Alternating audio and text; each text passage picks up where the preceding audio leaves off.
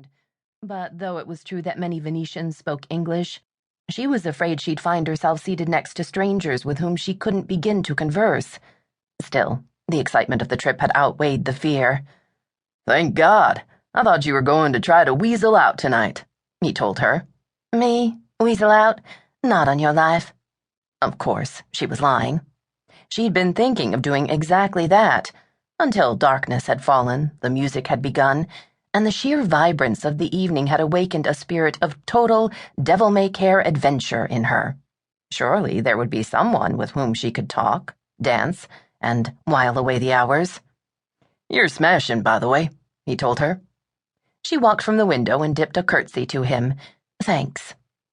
She'd rented her costume at the last minute, but it was spectacular. Renaissance, a popular era here, and festooned with sequins, faux jewels, and an overlay of lace. The gown had been available because Jordan happened to be petite, 5'3", standing very straight, and an even 100 pounds. The dress had been made for a young woman who'd had to cancel about a month ago, and no one the right size had arrived since. "Smashing. And you look taller." "It's the shoes," she told him, showing him the period shoes she wore. She wondered, however, if they'd really worn such wretched heels in times gone by. Surely this kind of heel was a modern nod to women's vanity. "Let's hope you don't shrink like Granny J. You'll be down to nothing." "Go ahead. Be cruel because you got all the tall genes," she told him. Strange. He was so tall. She was so petite. But they both had inherited very deep green eyes from their Granny J. That and her penchant for new places, people, and cities such as Venice, with its truly unique character. "Down to nothing," he repeated with a teasing sigh. She thought that he was grinning behind his mask.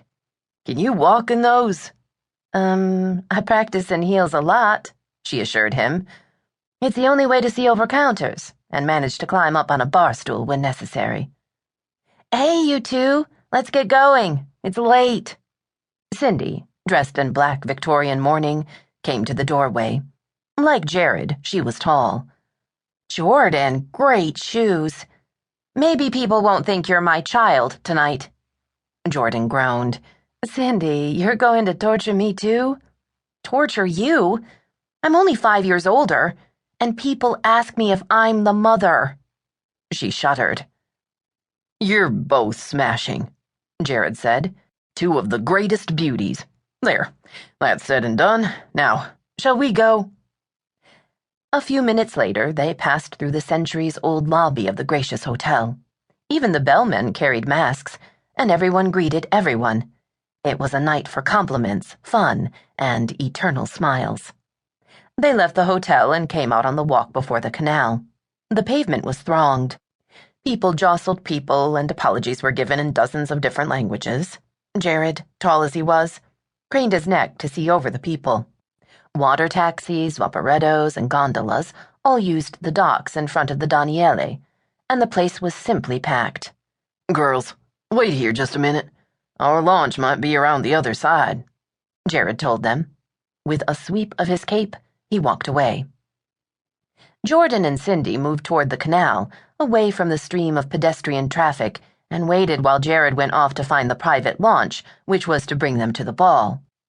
An annual event, the ball was always held in an historical palazzo, and was always one of the most prestigious events of the night.